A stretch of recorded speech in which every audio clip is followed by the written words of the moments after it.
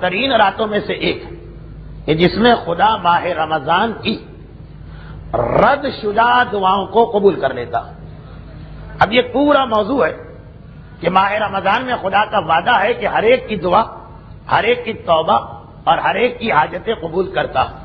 مگر کچھ گناہگار ایسے ہیں کہ رمضان کی عام راتوں میں ان کی دعا قبول نہیں ہوتی. تو پھر ایسے لوگوں کے لیے رمضان میں دو خصوصی راتیں رکھی گئی، ایک شب قدر اور ایک شب آخر رمضان. شب قدر میں یہ مسئلہ ہے کہ اس کی تاریخ ہمیں نہیں معلوم، زیادہ مشہور ہے 19، 21، 23، لیکن آج یعنی شب 27 بھی، آج کی رات بھی شب قدر میں سے ایک کو مانا گیا. اور شب قدر کا جو فائدہ 19 ہو، 21 ہو، 23 کے لیے بتایا گیا، وہ فائدہ آج کی رات بھی ملتا.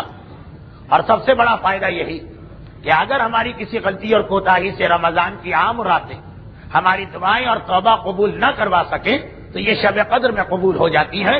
تو آج کی رات بھی ایک چانس ہے. اور پھر جو آخری رات ہوگی رمضان کی، آخری رات، وہاں بھی وہی مسئلہ کہ آخری رات کسے کہتے ہیں؟ دو راتیں. ایک تو آخری رات کہلائے گی شب ہفتہ، اور چاند نہیں ہوا تو شب اتوار.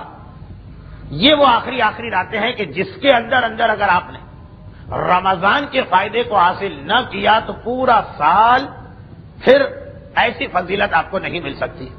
تو میری اس حوالے سے دونوں گزارشات ہیں. پہلی یہ کہ جو کوتاہی میں آپ کے حق میں کر رہا ہوں اس کے لیے خود معافی مانگوں، اور آپ حضرات سے یہ گزارش ہے کہ آج کی رات بھی سارے اعمال شب قدر نہ صحیح تو 2 رکعت نماز، اس کے بعد 70 مرتبہ استغفر اللہ واتوب الیہ، وہ نماز وہی 7 قل هو اللہ احد، اور کم از کم عمل قرآن اور زیارت امام. مختصر یہ عمل تو آپ آج کی رات کہیں آتے جاتے گھومتے پھرتے 15-20 منٹ کے لیے نکال لیجیے. یہ 19 اور 21 جیسی ہی رات ہے شب 27.